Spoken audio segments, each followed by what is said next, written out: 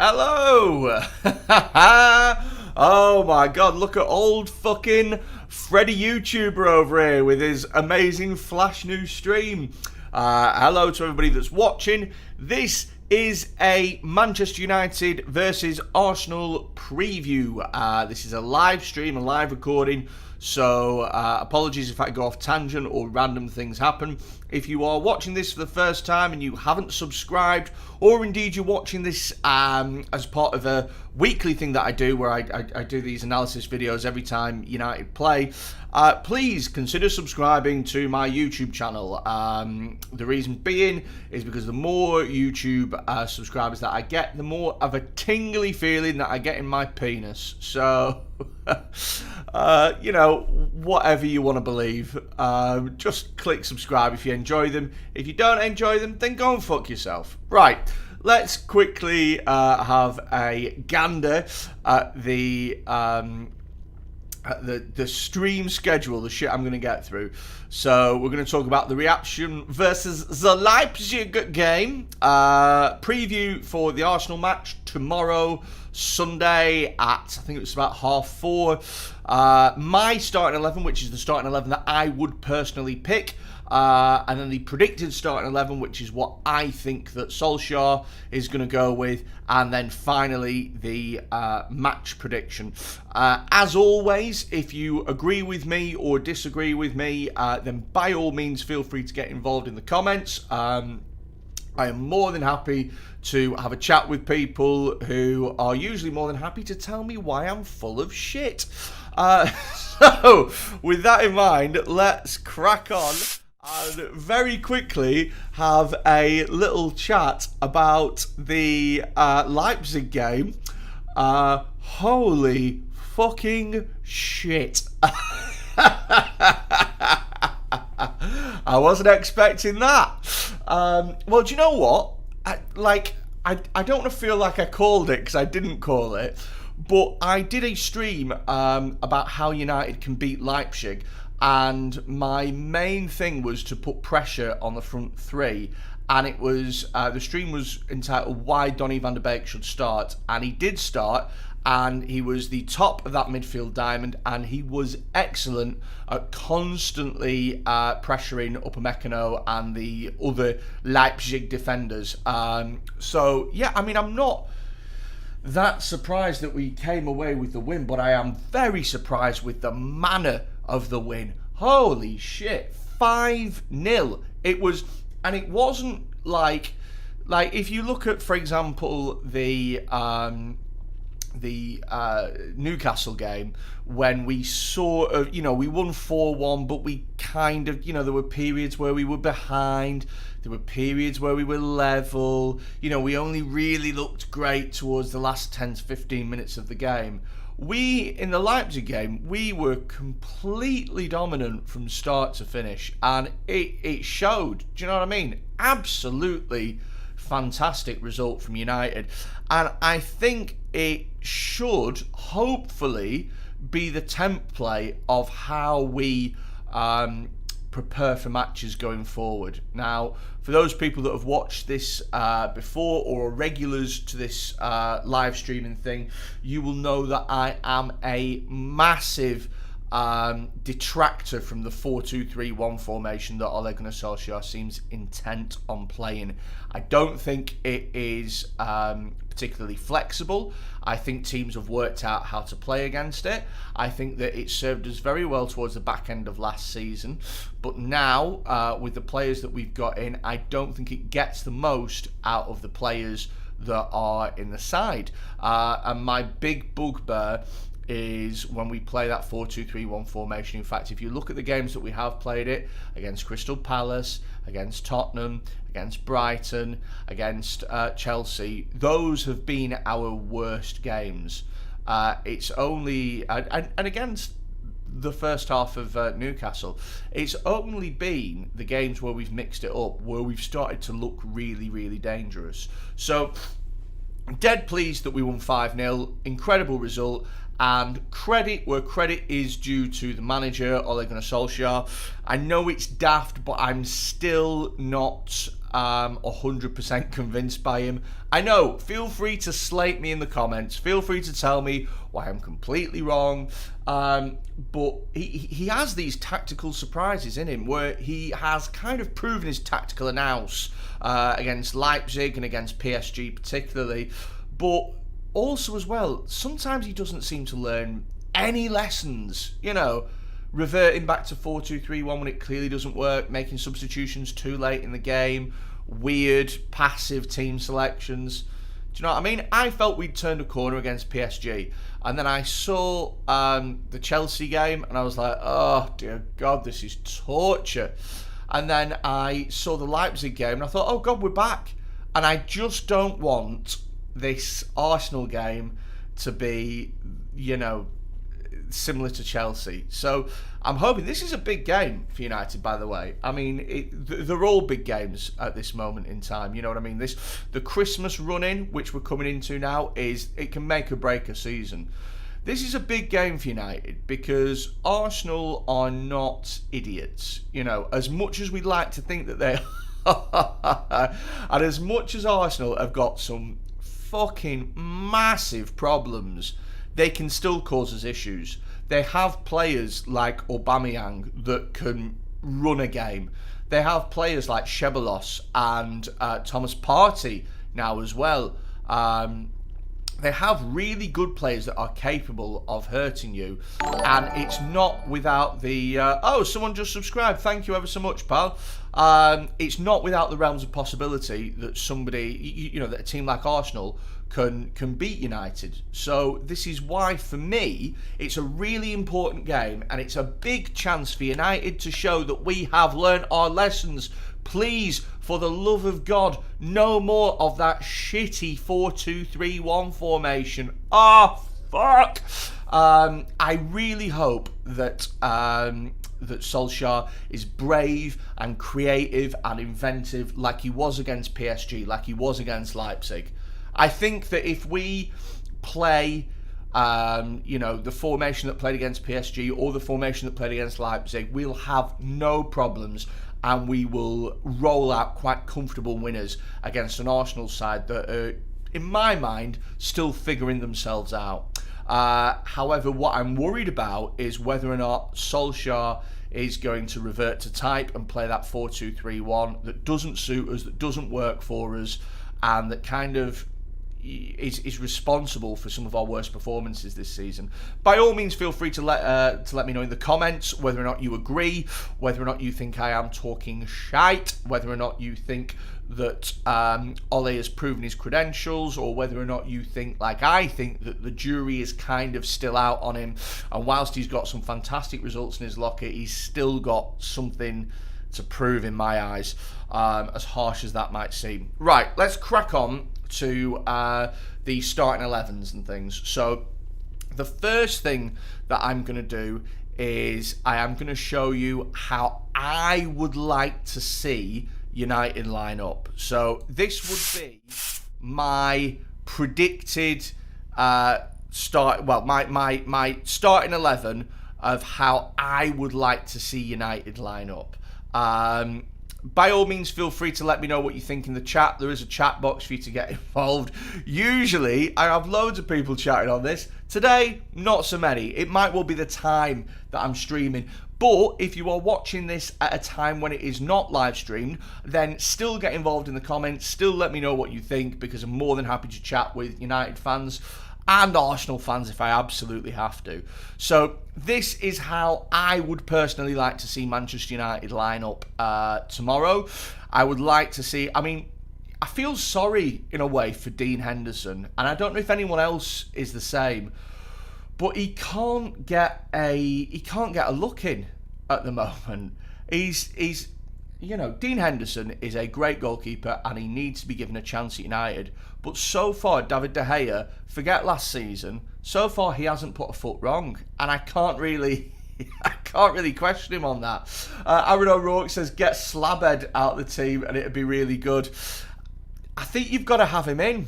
At the moment, they looked great against Leipzig. He's not put a foot wrong. So, I think Maguire is a good defender who had a bad run of form at the beginning of the season, and I don't think you can judge him on that. Shaw left back, Maguire and Lindelof centre back, Wan-Bissaka right back. Now, here's the thing: is that back four, the first 3 games of the season were fucking diabolical. They were really, really bad. But in the last few games, they've looked sound. They kept a clean sheet against Chelsea, no problems. They kept a clean sheet against Leipzig, no problems. I can't really see a need to change it. I would like to see United go to a back 3 in future, and have Shaw play the left of Maguire and Lindelof, or Tuanzebe in there as well, depending on his fitness. But you need Alex Telles to be fit, and currently Telles has got coronavirus and is going to be out of the squad for a couple of weeks. So I think without Telles playing that left wing back, you can't play 3 at the back, because I don't think Brandon Williams is good enough to play that wing back position, especially against a team like Arsenal. I would like to see the return of the diamond. I'd love to see this being played, because it works so well. It worked so well against Leipzig that it seems madness not to want to play it again. Now, Arsenal have been kind of experimenting with their formations this season. Towards the beginning of the season, they played with a back 3, 3-4-3, quite similar to Leipzig, actually. And if we kept with that front 3 of Rashford, Cavani and Bruno or Van der Beek, we could put pressure on the 3 centre-backs and stop the ball progressing up the pitch. Very similar to how we did against Leipzig. Let's quickly have a look at the chat here. Maguire is a good defender. Axel is a great defender. Should never been dropped after PSG. Maguire doesn't fill me with confidence at all. I feel far more comfortable with Axel. Oh, come on, Aaron. Come on, shut up. Right, okay, let me just unpick this. So, Maguire has been a really good defender for years and years. Axel Tuanzebe had 1 great game against PSG. He's been injured for a year. You can't... Right, don't get me wrong. It was super impressive how he came into the squad at last minute and had the game of his life against Mbappe and Neymar and kept him in his pocket the whole game. Super impressive, great performance. But off the back of that 1 game, you can't say that he's a great defender. He had a great game, sure, but you can't say he's a great defender. You don't know. Also, as well, you've got to look at this for what it is. He's been injured for a year. Give him chance to get back into the game. Give him chance to build his fitness up. We don't want to have 1 great performance from him and then rush him back and start him playing 90 minutes twice a week and then fucking lay him off for another year. He's got to be managed back into the team. Come on, let's be reasonable about this. I think he's got the potential to be a great player. I think he's got the attributes to be a great centre-back for us, and particularly his pace and his physicality is something that's sorely missing from that United back line. But I would like to see him managed into the team a little bit more care taken over him, and I think it's too early to throw away great defender. He had a great game, but he's got a lot to prove. So I would like to see this midfield diamond personally. Fred and McTominay starting. Look, the thing is with Arsenal, and I never thought I'd say this about Arsenal teams in the past, but if you look at how Arsenal have played since they've bought Thomas Partey, who is a great midfielder, by the way, since they've bought Thomas Partey, they have started to play a 4-3-3 and have, or in some cases, a 4-2-3-1. That's an interesting comment from Gavin Stockill, who said, rather have Fred in the 6 for Arsenal, think McTominay is more of an 8. That's true. And actually, it's a good point that, Gavin. And actually, in some of the games in McTominay's early career, he actually played higher up the pitch. He played as like a marauding number 10. It was only Mourinho who actually sort of redefined his position and made him sit further back. But yes, maybe having Fred and McTominay swap round is a fairly... is valid. Do you know what I mean? But I would like to see that shape. I'd like to see the diamond shape again. I think it brought out the best of Pogba. Fred was a fucking beast against Leipzig. He was amazing. And he's played really well now in quite a few games. And it's great to see him finally get a bit of notice, because he is playing out of his skin at the moment, is Fred. He's finally starting to look like a proper midfielder. So yeah, I'd like to see this. If Arsenal play a 4-2-3-1 with Ceballos sort of as a number 10, then McTominay or Fred, depending on who plays in the 6, can mark him out of the game.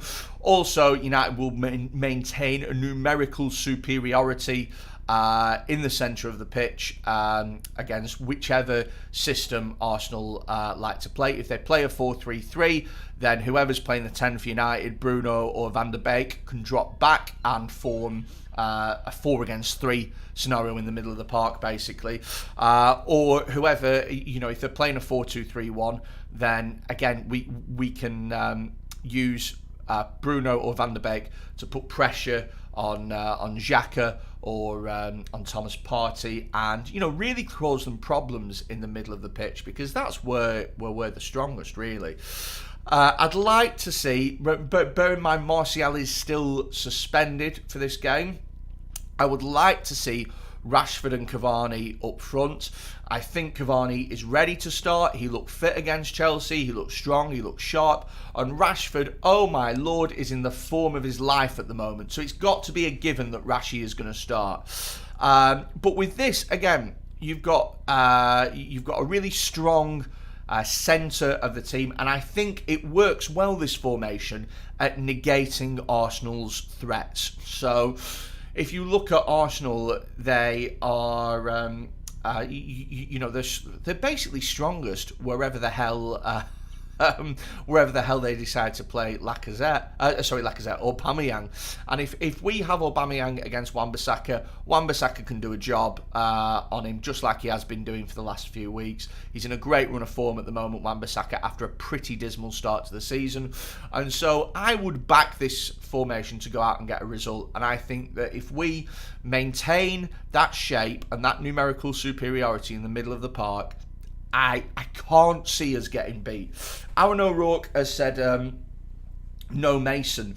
I think that I personally would start with Mason Greenwood coming off the bench. He started the game midweek against Leipzig, whereas Rashford only had 30 minutes, and Rashford's in better form. And also, Cavani is fit and ready to go. So in this formation, personally, I would prefer to have Cavani again rather than Mason Greenwood. However, if Mason did start, I would want it to be instead of Cavani, and for Rashford and Mason to provide width and splitting off into the wings for Pogba and Bruno or Van der Beek, depending on who plays in that, to be able to exploit the space left in the centre. That's how I'd like to see it played anyway. Bear in mind as well, I think it's really interesting to note this when we're talking about the topic of freshness and stuff already in the season. You've got to remember that Arsenal have had a day's less to prepare for this game, because they played on Thursday, we only played on Wednesday. And I know that we played against Leipzig, an actual good team who were, top of the Bundesliga at the moment, and are they were the semi-finalists in the Champions League last season. And Arsenal played against Dundalk, who are, champions of Ireland, whatever the fuck that means. So, if you looked at who they started Arsenal, they rested a lot of players. They gave starts to players like Willock and Eddie Nketiah and people who were on the fringes of the team. So I don't expect it to be that much of a big difference, but it is still worth pointing out. Vidya Noble says Cavani ain't ready. I would disagree. What I would say to you, Vidya, is that when Cavani came on against Chelsea, he looked very sharp. He looked, he nearly scored with his first touch. He looked like he was ready. In terms of fitness, it felt like he was ready. And he had like 3 weeks with the squad now? I mean, I think that's ready for a start, personally. He looked fit. He looked tactically aware.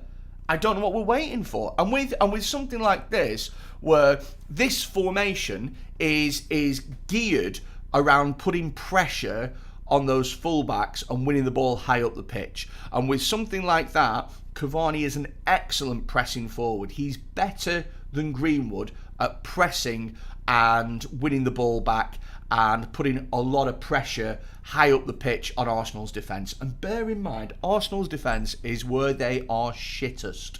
Oh my lord. I'm not convinced about Gabriel, despite the fact that all the Arsenal fans seem to be wanking over him like he's the best thing ever. I think he is a really sort of good defender in terms of blocking and tackling and physicality, but on the ball he's all over the place.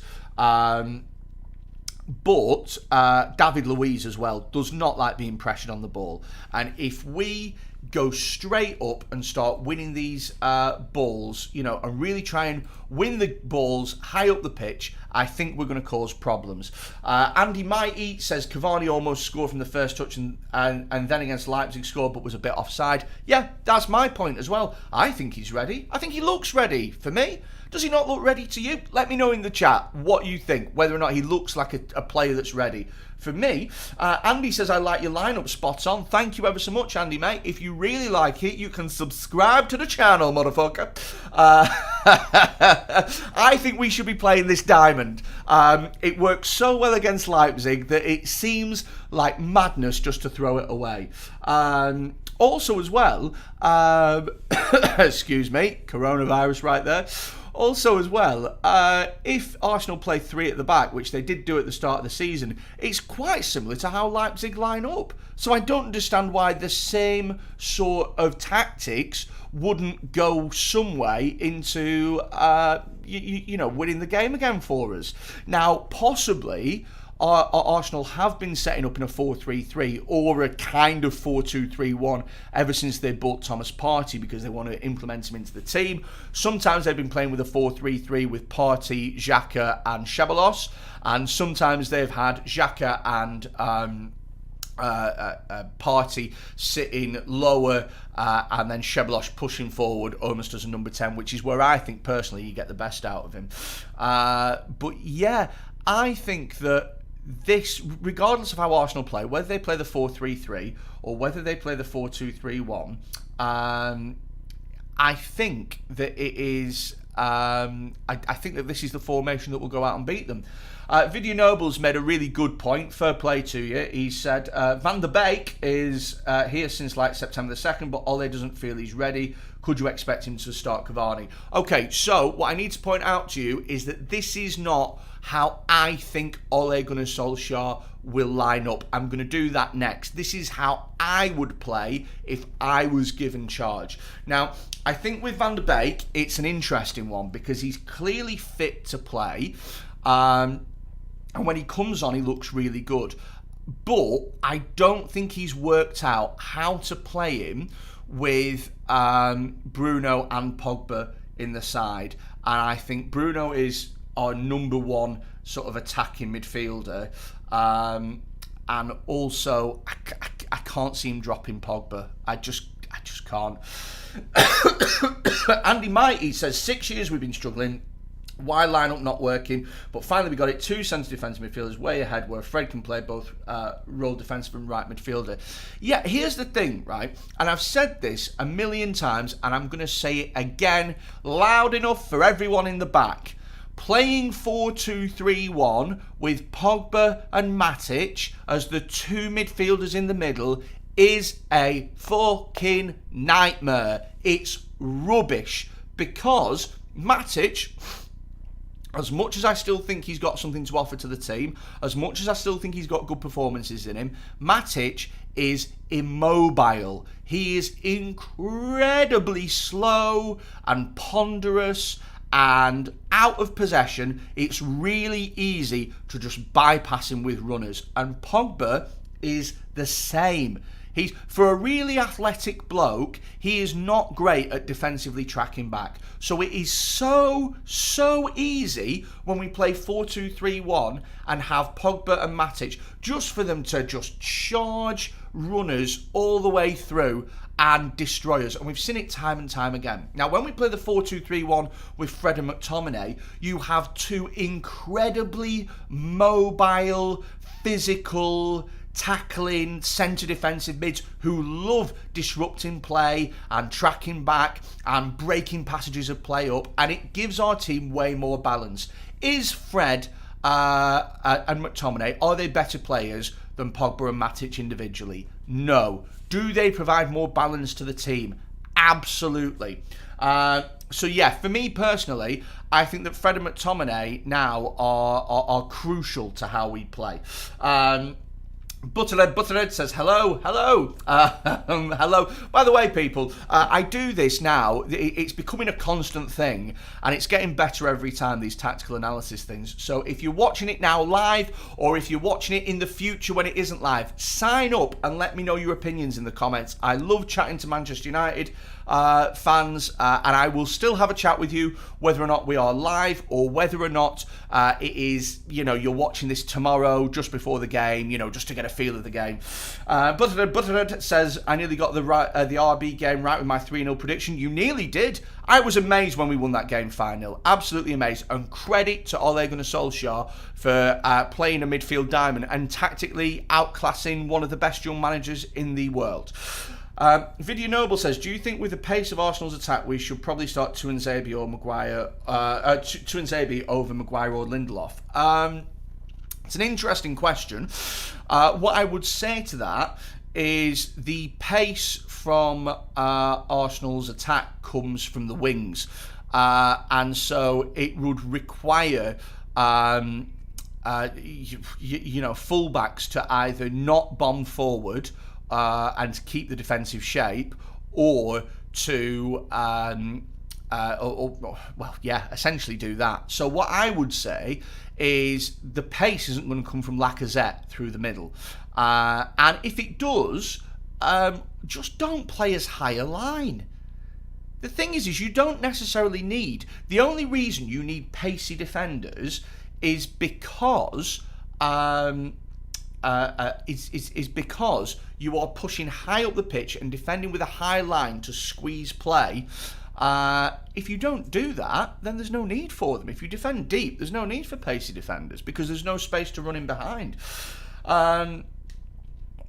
I would like to see, personally, if Tuanzebe does start, it's a big game for him, and I'd like to see him start ahead of Lindelof rather than Maguire. I still think that Maguire is a much better defender than Lindelof, and I think that he's a leader.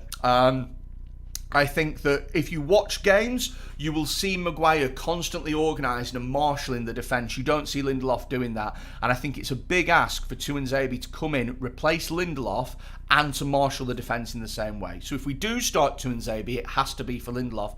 But I don't think it's absolutely required this game. Gavin Stockhill says, you think Lindelof could play as a lone six? Played there at youth level, his positioning and dribbling is very good, and so is his short passing. That would be interesting to see, to be honest with you. His passing range is very good, and maybe he would be that kind of progressive ball winner. I think, to be honest with you, though, when you play something at youth level and you don't play it again for 5, 6, 7 years, I think you lose a lot of the rhythm for it. I think it's too late for him personally. He's in his mid-20s now. But it might be an interesting experiment. Maybe something that you could start in the pre-season that we unfortunately didn't have. Ben Sorvel says, I think Arteta is going to go to a back three against us because he'll be worried about us exploiting the spacing behind, and we should do the same. Axel to pocket or Aubameyang. Interesting, Ben, but the problem with that is that if we go for a back three, we will need a left wing back, and that would be Alex Telles, who is currently incapacitated with COVID. So and I don't think Brandon Williams is good enough. If we do this and they go for a back three, we can do similar to what we did against Leipzig, where the three at the front, Rashford and Cavani and Bruno or Van der Beek, put loads of pressure on the back three of Arsenal, Gabriel, David Luiz, and probably Holding if they play him, who have got mistakes in them. And I think, for me, that's how we win the game. Right, now, that was how I would line up. I'm going to show you now how I think Ole is going to line up. So this is how I think Ole is going to line up. And I'll be honest with you, it sends chills down my spine. So I can't help thinking that Ole Gunnar Solskjaer is going to revert back to the 4-2-3-1. He's done it in every league game this season. So I can't see a reason for us not to see this 4-2-3-1 again. I think he's going to play McTominay and Fred in the middle, which at least I'm happy with because it's better than Pogba and Matic. I think he'll play Bruno because Bruno Fernandes is in fantastic form and he was rested for the majority of the game against Leipzig, so he's going to be fresher. I think we are going to see, oh dear God, I think we're going to see Dan James in the team. I want you all to brace yourselves. I want you all to just take a deep breath, count to 5. I think Solskjaer is going to play Dan James yet again. Because for some reason, and Solskjaer has come out and said this on many occasions, by the way, Solskjaer has said that he really rates Dan James as a defensive winger. And as has been pointed out in the chat several times, he really rates Dan James as a defensive winger. And as has been pointed out in the chat several times, I'm just repeating myself, Arsenal are strongest on the wings where they have got loads of pace. So I think that you can expect us to see Daniel James on one of the wings, tracking back and negating the threat posed by Aubameyang or whatever. I don't want to see it. I think it's a very passive way of lining up, and I think personally it is asking for trouble, but this is how I see United lining up, and it's I'd hate to see this. I'd hate to see this because as much as I want to try and make it like positive and to really get behind Solskjaer and to really, he's given us some fantastic games this season, but he's also given us some absolute shockers, and you can't get away from the fact that in every league game this season he started with 4-2-3-1. And so I would be, as somebody who's trying to now predict what Solskjaer would do, you have to say he's going to start 4-2-3-1. He started Dan James in a lot of games, particularly when he's been worried about the opposition's threat on the wings. I don't think Dan James is good enough as a player. I don't think he offers us anything apart from pace. And if that's the case, if that's what you're after, fuck it. My Jack Russell is free to play on Sunday. And he'll run about for 90 minutes and he'll chase that ball all fucking day long. He ain't going to score. He ain't going to assist. You sure as hell shouldn't pass to him. But he'll be a problem. I agree Arsenal is shit. We need to play on the right to help break down their deep block. I would play, again, just to go back at this Arsenal is shit things, This is how I want to see us play. Winning the ball high up the pitch with pressers, getting involved, really putting pressure on that dog shit Arsenal back line. Every single one of those defenders for Arsenal has got a mistake in them, the centre-backs. David Luiz sometimes has got 2 or 3 mistakes in him a season. A game. Gabriel, I don't think is great on the ball. Holding, if they play him, I think can be caught out. I would like to see us take the game to Arsenal and press high and aggressively. I don't want to see this, but this is what I think Solskjaer will prioritise. Buttered says Dan will work hard and track back. Yeah, he will track back and he will work hard, but, you know, I don't think that that's enough. I don't think that that's enough these days. And also as well, we've got McTominay and Fred, who are great engine room. So I don't know why we need 3 engine room type players. I don't know. Ben Sorvel says, I predict Ole will play exactly what you've got there, but he'll put Rashi in the left and Cavani up top. That's my prediction. I'd prefer that, to be honest with you. I don't think he'll do it, purely because I think that Rashford can be a bit weak tracking back on a wing sometimes. I think he is better going forward. And also as well, Ole has made no secret of the fact that he likes to play with that kind of poaching, forward who receives balls into goal and things like that. And I just think the way that Rashford's playing at the moment as well, Ben, the way that he's playing, the form that he's in, it doesn't make any sense personally to start messing about with his position. Rashford is one of the most informed players in the world right now.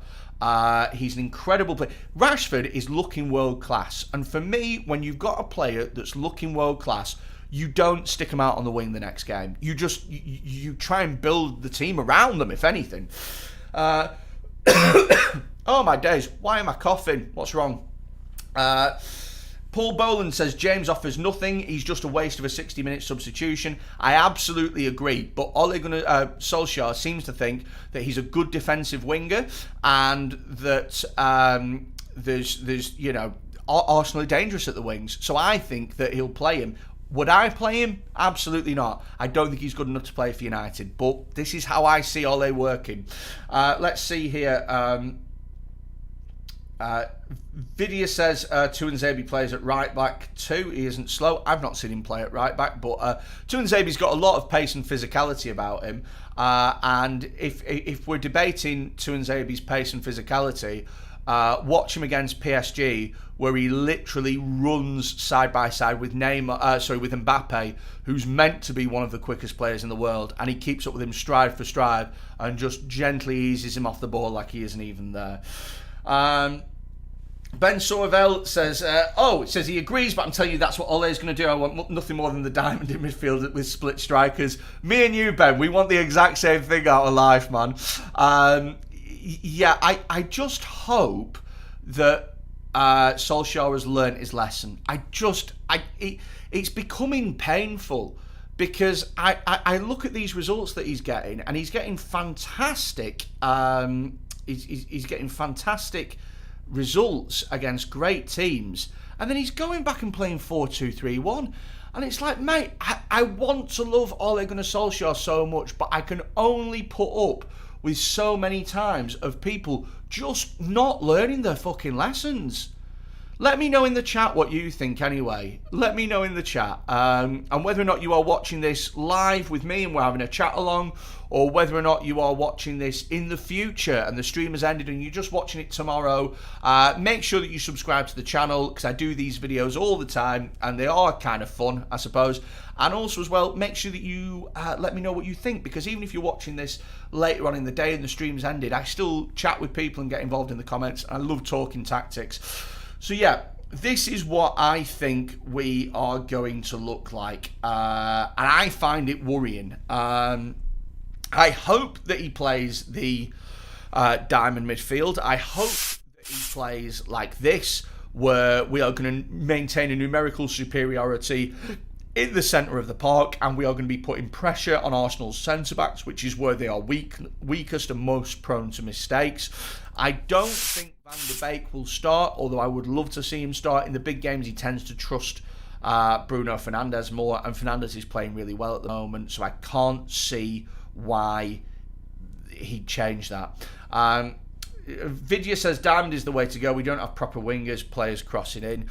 No, that's right. That's right. We don't really have proper wingers. We have inverted wingers that come inside and kind of crowd up the middle of the pitch and leave space on the outsides. The thing with the Diamond though, guys, is that we need. I mean, it's quite an unfashionable formation to play. But you need somebody in the number 10 role like Van der Beek who presses and presses and presses and presses, and it's not really Bruno's game. So Van der Beek in a diamond is the best choice, but then where do you put Bruno? So there are still problems with it. And I also think as well that once we get Alex Telles fit, we can play 3 at the back and Shaw as the left side of a defensive 3 and Alex Telles as a left wing back. I don't think Brandon Williams is good enough for the first team. Personally, he's certainly not good enough to play against Arsenal. And once Telles recovers from coronavirus, it will give us more options tactically. But this is how I'd like to see United line up. This is my personal dream lineup for United. Yeah, that's pretty much the end of the stream. I hope you've enjoyed it. If you have enjoyed it, let me know in the comments. Make sure that you subscribe to the channel and stuff, because by subscribing to the channel, you get more videos out of me, and I've got loads of comedy videos as well and stuff for you to enjoy, and I upload those regularly. Ben Sorvel says Arteta has played a back 3 in every game this season. I think surely we have to expect the same again. He's not, Ben. He has played a back 3 in every game this season until he bought Thomas Partey, and then he played 4-3-3 or a modified 4-2-3-1 with Xhaka and Thomas Partey sitting as the 2 behind, and then Danny Ceballos a bit higher up the pitch. So yes, that's pretty much it, really. I hope you've enjoyed the stream. I hope you enjoy the game. Let me know your predictions for the game in the comments. Let me know your lineups, who you think's going to start, how Arsenal are going to line up, your prediction for the game. I think personally, if I had to make a prediction, which is what I'm going to do right now, I think personally, if I had to make a prediction on how the game is going to pan out, I would say a comfortable 2-0 win for United.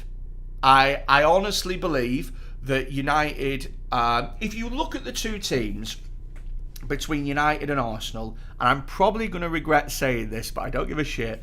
If you look at the two teams between United and Arsenal, there is only Aubameyang and Thomas Partey that I would take in my United team, personally. I think 9 out of the starting 11 I think are better. Maybe Kieran Tierney as well. But I think generally we've got better players in almost every position. Plus as well, Partey is still kind of getting used to the Premier League, and Arsenal is still trying to work out the best way to play with him. So everything in mind, I think that this is going to be a United win, 2-0, easy win for me. Touch wood, but that's what I believe. Vidya thinks 3-1. Let me know in the comments what you think. Please subscribe to the channel, turn your notifications on, check out all my comedy videos, leave a like and a